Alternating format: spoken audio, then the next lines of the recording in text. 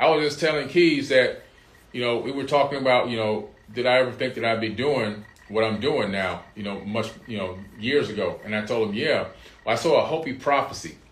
And in this Hopi prophecy, it was early 1990s, no WWW yet, no World Wide Web existed yet. And I saw this Hopi prophecy that said, soon the world will be connected by a web. And in this web, information will be able to travel around the world instantaneously. And I said, wow, if I'm alive when this happens, all the knowledge that I've been storing in my head is finally going to get spread around the planet. And so I just literally waited for my consciousness to catch up with the wave of time that was predicted or prophesied by the Hopi Indians. And when the time came, I never forget the day I saw the first commercial. The commercial was on regular TV. It was just a black screen. It was just 1998. It was an all black screen. It said IBM.com. I said .com. And when I looked up what .com was, I was like, oh, wow, it's here. I went to the bookstore, started looking up .com, found out what it was, and I was like, man, it literally is here.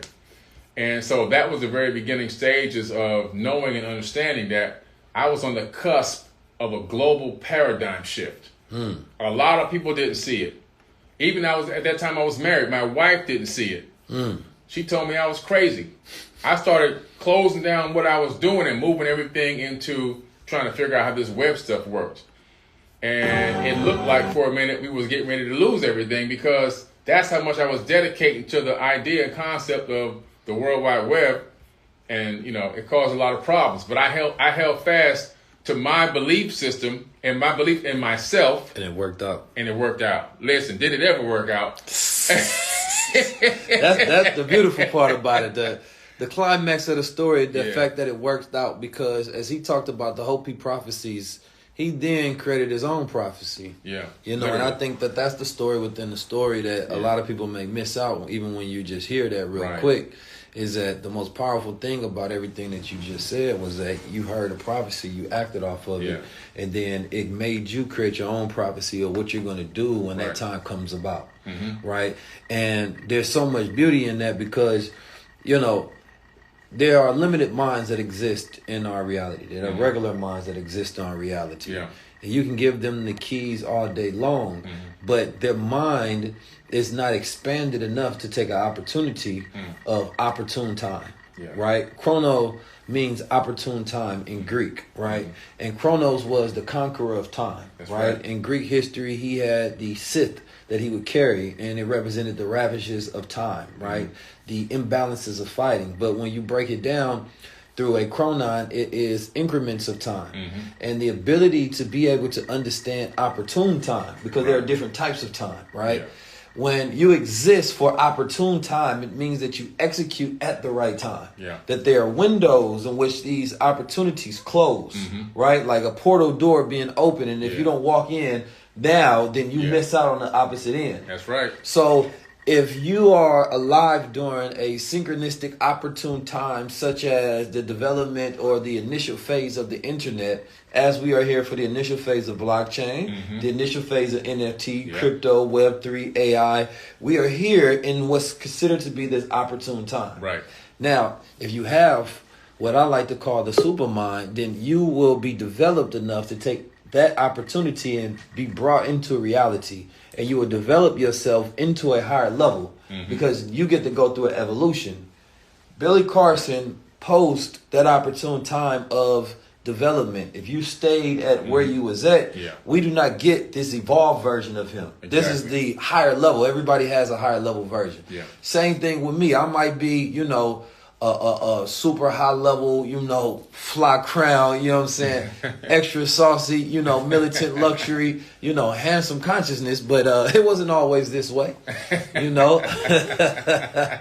I had to take those opportune times to, execute. My brother, Dr. Wesley, told me the right idea at the right time always equals success. Always. Not sometimes, always. It can never fail. Always.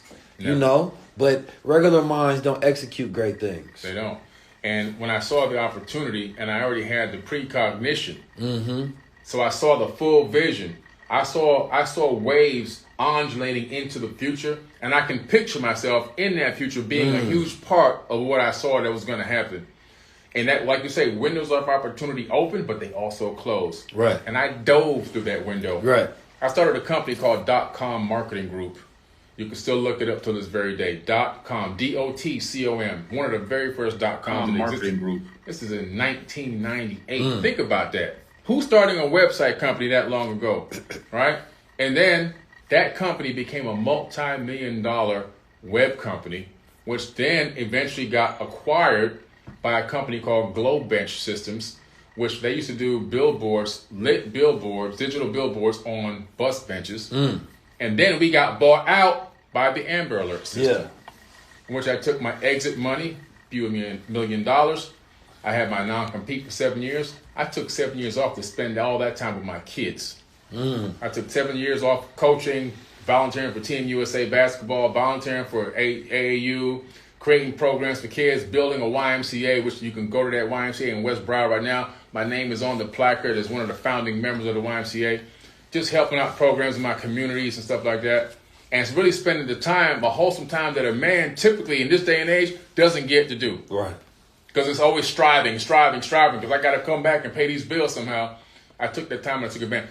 After that period of time ended, I went back and got back on my mind game again, the super mind. And I saw another future vision. I recognized mobile apps was coming to take over. Yeah. So I started a mobile app company. Right? I started a Zen Force Media, a mobile app company. I created one of the very first revolutionary apps that made international news. It was an app that allowed high school athletes to communicate with NCAA college coaches without violating the NCAA guidelines, and allowed them to track the athlete, track all their scores, their stats, highlight clips, everything else, even have a web chat between the app, but not direct contact by phone, allowing these kids to begin to get recruited by colleges all over the country. And it was a way for college coaches to become armchair recruits. It saved colleges tens of thousands of dollars in revenue, and it got so many kids scholarships. And so again, just seeing the future, and then from there I developed more apps. So it came to the point where I realized I'm developing a lot of these apps for other people. Right. I need to be developing everything for all the ideas I got in my own mind. Because I'm the original super mind. And so then I said, at one point I said, whoop, I'm only going to develop stuff for me from this point forward. And that's when I really enhanced and accessed my true supermind consciousness. And that's when I really began to explode.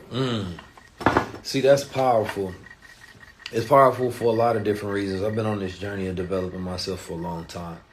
I remember when I was young, probably around 5 years old, I'm standing outside of our house, and I would just imagine, in real life, like controlling the weather, right? I think it was that movie that just came out, Crouching Tiger, Hidden Dragon. Wow. So it had me in that flow. I don't remember exactly how old I was, but I felt the chi and the energy so strong. Wow. And there was this thought that came to me, and this thought, it wasn't just a thought, it was a voice. It was a very clear and distinct voice. And they say, and I can't tell you exactly how true this is, but I can tell you it's true for a lot of different people. I asked my classes in the BWO, how many people have a clear, right, inner voice, right? And they say 50% of people don't have an inner voice, right? And that statistic can be pointed out towards having a clear inner vision as well, right? Absolutely. That is a completely different customization of different human beings. Right. So for me, I heard a voice that told me that I was destined to do something great, right? And what it installed in me more so was a feeling, right? This feeling, this unshaken feeling, this undying thirst to do something great that would change the world. Yeah. And I remember, growing up in the streets of Oakland and St. Louis, times where, I could almost die. But I was like, nope, it's not going to happen because I haven't done what I was supposed to do yet. Exactly. And so I had lost that voice, that told me I was here for a real reason. If you got hit like I was hit, but you ain't fucking, no, I'm just playing. That's the 50th anniversary today. He's going to a rap first. No, but for real though, in real life, I remember getting shot at and it was like, no, that's not how I go out because I haven't done what I'm supposed to do yet. And this was, me in the streets at a completely different version and status of life that I am now. But I grew up you know, when we was younger, went to Black Muslim private schools, we had to drill all year round, and it was for the development of my mind. You understand me? So, you know, that drilling competition and the boxing and all the different things that we went through, because from an early age, I would be in FOI class, and there would be brothers that come in here, teach mental, psychological techniques, spiritual techniques. You know, they would talk about business. We would talk about, you know, development. Like, I've been through so many different iterations of life. Even when I had my 1 year of college, you know, I started this group called Minds of Business. Now, at first, they were saying they thought it was too street because the acronym was MOB. You know? Listen, that's my motto. Yeah. That's my slogan. But what I did was, because I've always had a collaborative mind. So what I did was I took the names of everybody who is popular, everybody who, you know, was somebody or smart. I put their name on a list and I plastered it around the campus. Wow. And I told them to show up to this meeting. Every single person on that list showed up. Even this girl I like, she had nothing to do with it. I just wanted her there. You just wanted her there, right? Yeah, I just wanted her there. She was there though. So the idea of the group was we come up with ideas and we fund that. You understand, man? We work to bring it together. And it was funny because some of the drug dealers had the best ideas. You know what I'm saying? They had ideas about how to create charitable organizations. And so, you know, that just more so speak to the mindset of collaboration, the spirit. I've been doing that since I was a child. I created the Shifters, the BWO, my collaboration with EYL, and now my collaboration with you. You know, each one of these iterations are success stories, right, in their own right. I created, you know, the Goldwater products to the crowns, right, to high level conversations and, you know, all of my different courses and things of that nature. And each one of them has been an idea that's been successful. And it's because I've learned to really hone in on listening to myself. You know, and when I listen to myself, that's when I have the ability to take the thoughts that are worth executing. Right. Every thought and every idea is not worth your time. Right. And so when I hear it distinctly, get Billy Carson. You know what I'm saying? You know, this will be the one. Okay. I'm following that. I don't question my higher self. Don't question. I never question. I don't question because he's higher than me. There's a reason they call it your higher self. For real. You don't go to a job and question the higher ups. Right. And so the job of your higher self is to give you orders. Right. And so I've been on this journey. I was thinking about it today as I was looking at myself on my way here, and I said, damn, I became that person I meditated on 10 years ago. That person that I was sitting in the dark and I was trying to figure out, and I asked, because I do this visualization technique to this day, is like, what does my 10-year version look like? And I'm like, he always flyer than me. He always look better. He always got more money. He always got a better relationships, networks, things going on, ideas. He's brilliant, focused, disciplined. He's greater than me. So I sit there and I ask, and I try to imagine how you smell, how you dress, how you move. You know, and I just realized, like, damn, I'm who I seen manifested in my own mind. And you know what that is too? In religion, people go and to this place, this temple, to get baptized. They get dipped in water. But a true baptism has nothing to do with dousing yourself in water.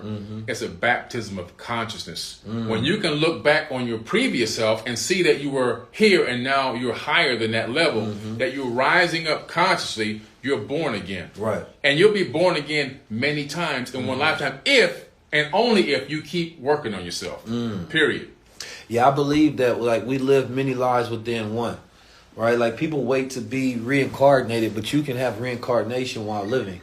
Right? Death is not the only way, and I'm talking about the finality of death with your physical body, right? Because there's the shedding, right? And when you learn the occult science of the shedding, it's similar to looking at all the things that you've built on top of yourself, right? And understanding that once you've used these things out, they are now old.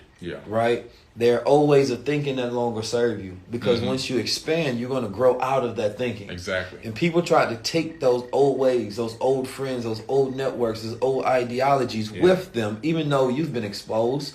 And now you feel contained in your own thinking. Exactly. And so you have to go through the process of the shedding, right? Shedding your old beliefs, shedding your old fears, shedding all of these different things. And it's a process that's not easy because any growth requires a process of pain.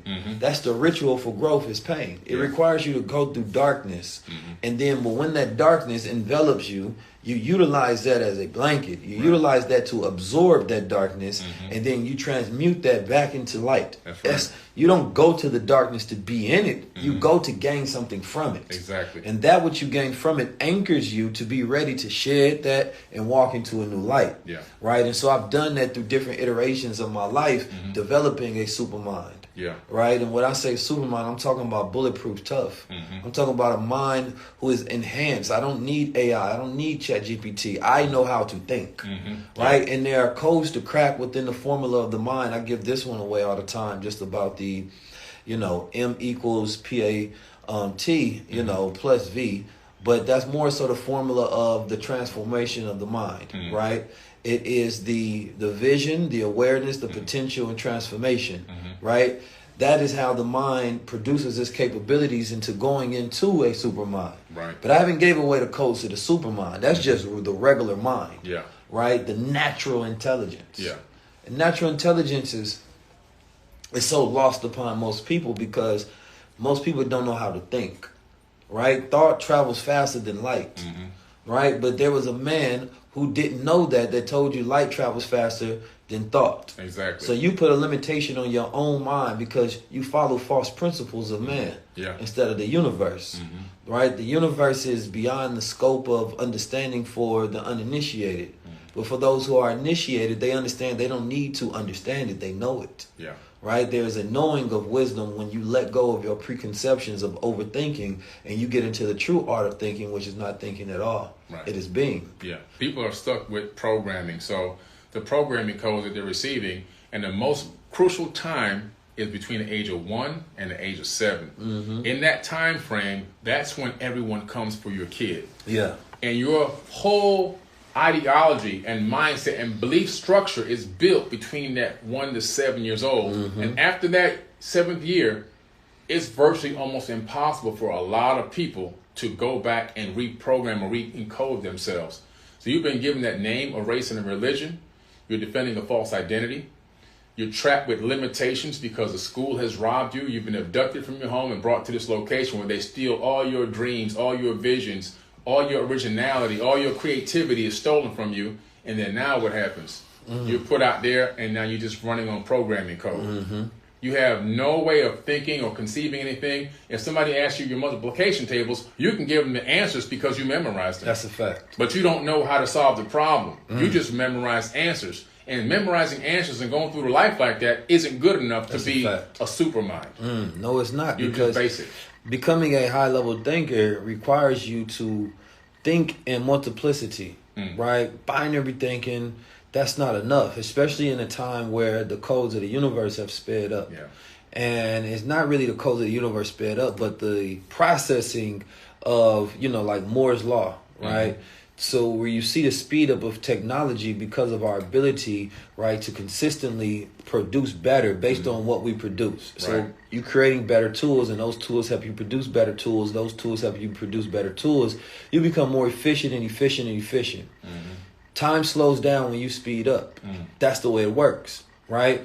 So, even with Einstein's principle of light, it's saying that if you could go faster than time, then you break that barrier, right? So he created principles of, impossible based on his inability to think past a certain point. Exactly. Right? And he made that the code that everybody ran off of. Yeah. So when you learn to break the codes of limitations, right, of this world, because those who run the world don't think in limitations, right? They have the codes of the masters. Yeah. They have the codes of the ascended.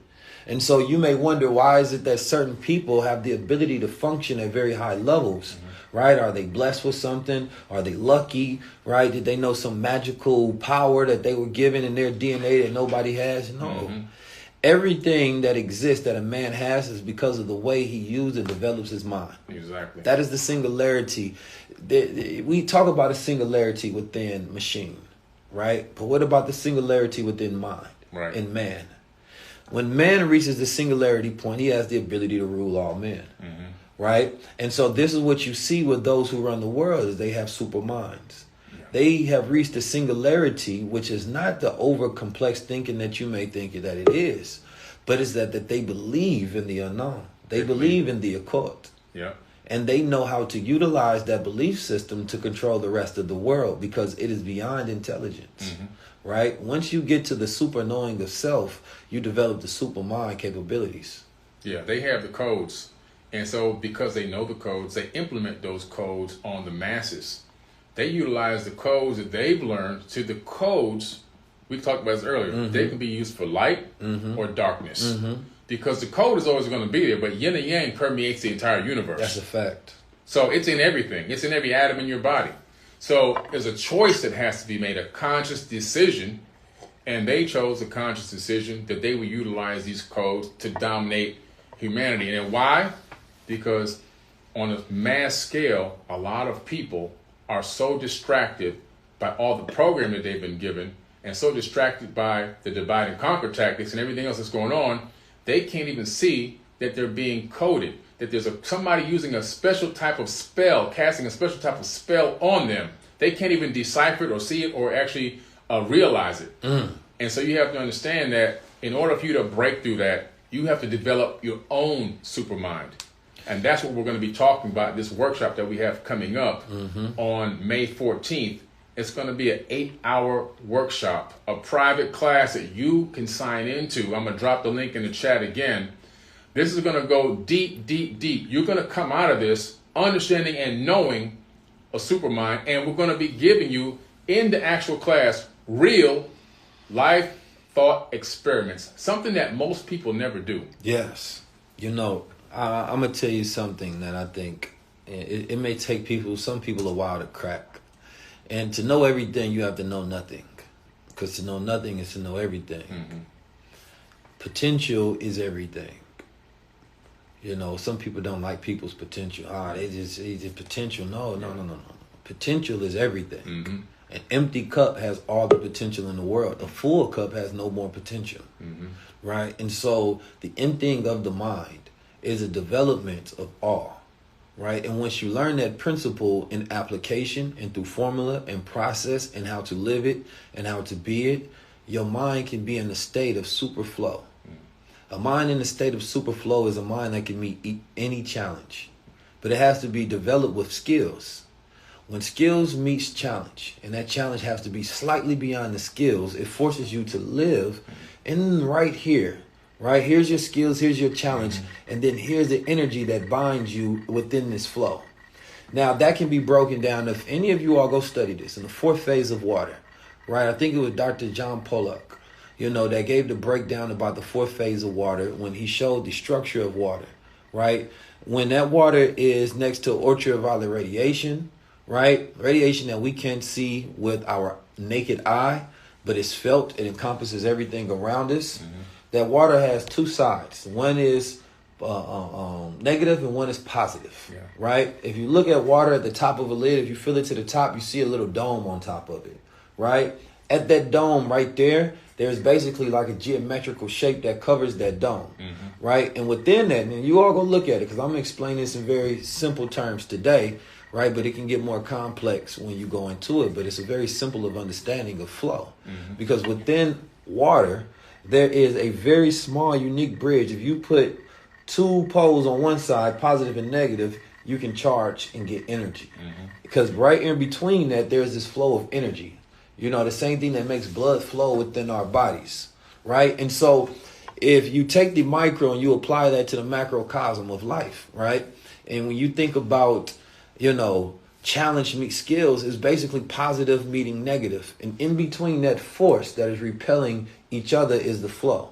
And so when I'm in any mode, in any conversation, I put what I know positive against the negative, the unknown, and it forces me to be right there. You go take two magnets that repel each other, all that energy in the middle, that's the mental energy that I can utilize, right? And that's where I draw from. And it's a continuous state where I feel good and I do good, right? I've never seen nobody that don't feel good that don't do good. You know what I'm saying? Oh man, I'm feeling bad. Well, you did good out there. No, you did bad and you felt bad. Exactly. Right? But when you feel good and your mind's flowing and you tapped in the concepts, the ideas, everything is just in abundance. Yeah. Right? That's the state of the supermind. You get to the flow state. Look at Michael Jordan. Michael Jordan, arguably one of the greatest basketball players of all time. But he took basketball as a meditation, a form of meditation. When he played basketball, to him, from his perspective, everybody else was slowing down. Why is that? Because he got into the flow state. He was playing at the speed of thought. They were playing at the speed of light. And everything he did, you'd see him go through 5 or 6 people making all these, in the air, making all these moves. Because from his perspective, he's not a person standing in the ocean waiting for a wave to crash over him. He's surfing on the wave. He's closer to real-time thought, real-time intuition, and he's able to act on that intuition ahead of his competitors. That's a fact. You know? You know, like crashing into the ocean is like arguing with a woman. Right. Right. And now, hold on now. I know what you're thinking.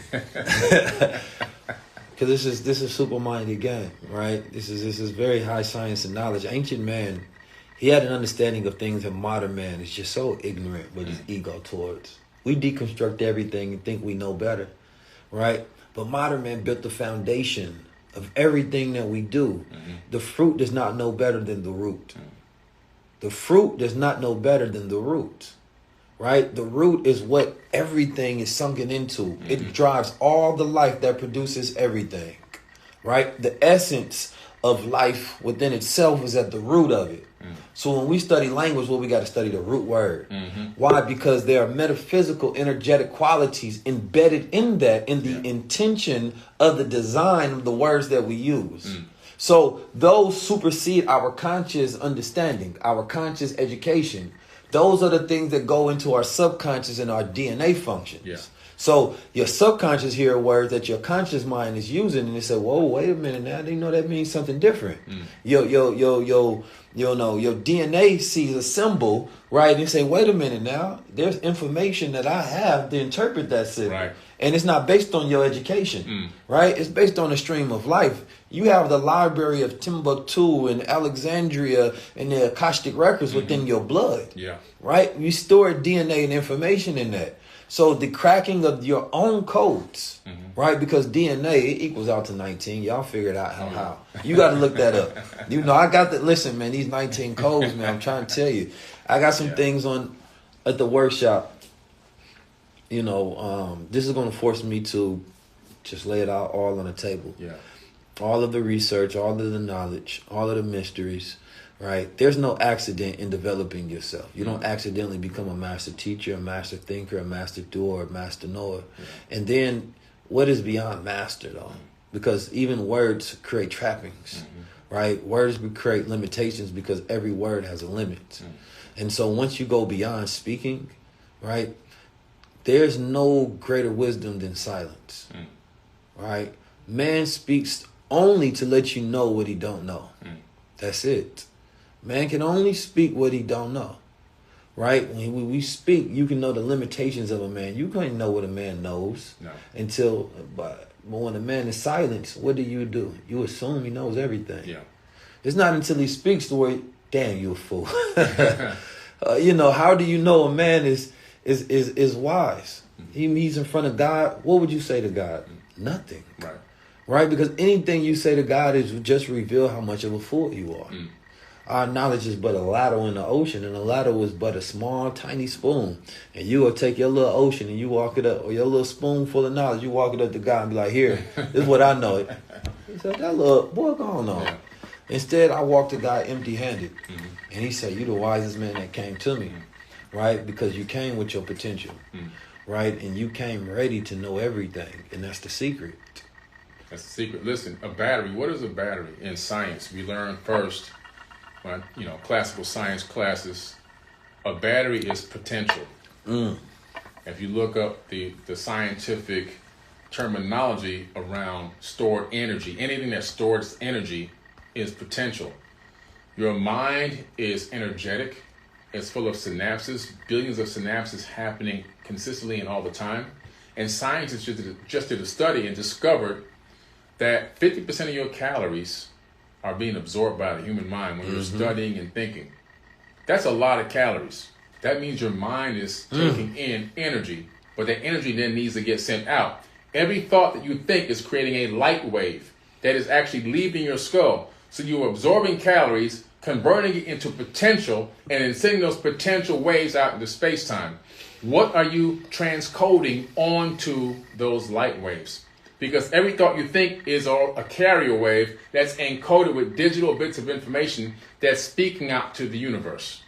There's codes that you can send out through conscious thought, backed by action, and that's going to bring back your manifestation. Those are the codes that we're going to teach you in this amazing workshop. Secret, deep codes, a lot of which I have never even spoken of before, but these are codes of wisdom that will help you to unlock your supermind, the supermind that's locked away inside of you. See, we all have gifts. A lot of us we don't open the packages. And I'm going to help you to unlock those codes and find out truly who you are, how to access your deepest inner thoughts, and then you will begin to hear a voice. And I'm going to do an exercise with you in this workshop where the voice you begin to hear is not a mystery voice anymore. The voice is going to be your higher self. Your own voice will be speaking to you from a higher dimension. You don't want to miss this workshop.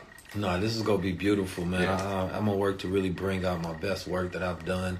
There's secrets of, synchronistic thinking. Everybody loves the 444s. Astronomical thinking, but everybody loves astrology. Yeah. The customization of the human being is a very powerful module of thinking. There's a code where if a person really learns the framework of who they are, they know how to constantly redevelop themselves. And so we're taught against becoming masters of ourselves in school, because then it will be an uncontrollable process. The way you see technology develop, it would be the way you see human beings develop over time. Right? You will see these super sapiens throughout time and throughout eras, and it will be uncontrollable for a government, right, or anybody that has any agenda to control a populace that is constantly increasing in IQ, increasing in creative intelligence, right, and increasing in all of these areas. And so they purposely educate you away from utilizing your brain, utilizing your calories of developing itself. Otherwise, your natural intelligence get to a point where it supersedes, right, all of the systems, institutions that they created to bound you. If you feed your slave and you allow your slave to work out, right, and you allow your slave in a library, eventually that slave becomes stronger and smarter than you. That's right. And no matter what you do to try to put that slave up, you can try to put him in chains. You can try to put him in shackles. You can put the biggest man against him. You can put 1,000 miles between him and his freedom. He will educate himself until he gets to a point to where everything that you set in front of him, he has now perfectly figured out how to become that which can set himself free. And so why the hell would they create a system that is meant to keep you in a cage and you think they're going to educate you on how to create your own key? It ain't going to happen. It won't happen. It ain't going to happen. It happens outside the school is where you get real education. That's where you get real knowledge. The school is that. It's to school you. Right? It's not to provide you into a higher level of being and intelligence. They don't use the word consciousness in school. No. How you don't use the word consciousness in school? Right? How do you don't use the word, I just want us to think about that. You don't use the word consciousness. One of the most powerful words that actually exists. In school. So what the hell am I going for if not to develop my consciousness? Exactly. We don't use the word, that natural intelligence is not used in school. No. Wait a minute, so you're not telling me the rhythm of the art of thinking, the art of learning? Right? They don't teach about the universal laws. People learned about the law of manifestation and the secrets. Right? They learned that this in separate books. What? You're not going to teach me the laws of positivism? No. Positivism? I already you say that damn word. I always have an issue. Positivism. Right? But also just mentalism. Right? Alchemy. Right? How is this not taught in school, but we learn about chemistry? Right? How we are not learning how to tap into our intuition. Right? How we're not learning how to utilize the power of quantum physics, right, in real tangible ways. Right, exactly. Right? So we know why. And I'm asking the question because God is in the details. When you ask the question why, you are assuming the place of God. Right? You are preparing yourself to accept a higher truth when you ask the question why. Right? The supermind has nothing in his way as an obstacle. Yeah. The supermind does not get stuck, right? The supermind has a process that is formulated for constant development, right? And when you reach becoming a master thinker, right, a master believer, a master exceeder and doer, you tap into universal laws. Those universal laws are not just, hey, law of attraction, I'm so positive everything will happen for me. No, that infomercial for positivity will not produce results because it has to be coupled with other laws. You show me any lawyer in the world that knows one law in the Constitution. Would you trust him to fight your case? No. He ain't even got shit to do with my case. Right. My case has something to do with me tapping into the law of superior confidence, right? Being able to mirror that which I projected myself to create an outer reality that a person projects that within themselves, right? There are so many laws within the universe that you can utilize to master reality on a constant daily functional level, but we only taught about one. And sometimes one is good for some people because some people operate, right, at an unconscious level doing the right thing. Yeah. Right? And then there's other people who have to be steered back on the path. And that's when you understand the customization, right, of human beings. We're all different. So the development of who we are, we can use the same codes, but the way we use them have to be different. Absolutely. The amount of that which we use is different. If somebody is sick, right, the amount of medicine that they would have to eat, the amount of different type of diets that they would have to take will be different than somebody who, I feel good. Boy, you can't eat that ice cream right now. Exactly. I'm going to go ahead and get me a scoop. Yeah. But you enjoy the zucchini right now, brother. You know what I'm saying? We customize different. It's all customized. Yeah. And we have to understand that this process of developing a supermind and the way that we're going to teach it, it's going to give you so many shortcuts where there's a lot of speed bumps that I've gone through. There's a lot of blindsided situations I had to go through. There's a lot of research I had to go through without mentors, without being able to tap into somebody above me to say, hey, this is what's happening. This is how you break this down. This is what you do here. You're taking from me and Keys decades and decades and decades of knowledge and research, countless hours that are priceless hours of research, investigation, and also, most importantly, between the two of us, actual action, real action. In other words, we don't just have these thoughts. We haven't just come up with these ideas. We've acted on them. That's a fact. That's a huge difference between somebody you can have all the knowledge in the world. I can have 10,000 books in my head. If I'm not acting on any of that knowledge, it's worthless. That's a fact. Knowledge is not power. Applied knowledge will give you power, but you also need to know how to apply it. And that requires the supermind codes, which we're going to give you in this workshop. There was it makes I think in visualizations, right, and it helps me really think about things. And when you watch a movie, sometimes they got like this is unlimited energy source, like a tesseract cube or something, and they're trying to condense it and control it, right? There are certain ideas, right, concepts, if you will, that when you're getting it right, and you're breaking it down and you're giving it to somebody, it's very powerful, right? And what we try to do through all of the knowledge, the research, the gain of function, right? I remember I was studying physics so deeply when I first started my journey in 19 Keys. I would speak only in complex terms of like quantum mechanics and, and I remember talking to people that I'm so excited about it and they listening like, you way too deep for me, boy. My uncle once told me, he said, boy, you deep, but you execute. And he said that is rare. I've never met nobody who is deep as you and execute. But what I learned to do, that energy that's wired, when you learn a new truth, right, it excites the mind. Right. Electricity is firing everywhere. So sometimes you meet somebody that's new on their journey and they're so excited to talk to everybody. Oh, I got to ask you a question. I got to tell you. Because they haven't learned to condense that energy, right, to squeeze it in, right, and condense it into a point so where they can control it. Exactly. And so when you see the Ascended Master, you're seeing somebody who's taking all of that chaotic new energy and electricity and they're condensing it. And so people who can explain in simple conceptual terms are condensing atoms. They're taking hydrogen power and they're giving it to you in the palm of your hand and say, here. Right? But when you have to go through that process of cracking that atom your own self, some people go crazy. They go crazy. You know how many scientists have went crazy on the road to discovery? Yeah. right? And the ability to communicate, that is another high level. That's a super skill. It's a super skill. Yeah. I practice all the time. How do I take complex concepts and give it to the average man or woman? Yeah. Because I need to make sure that I can condense it down to a point to where it doesn't lose much energy and it still has the same power. Still has the same power. They can understand it, they can grasp it, they can discern it, and then they can take the action, which is most important.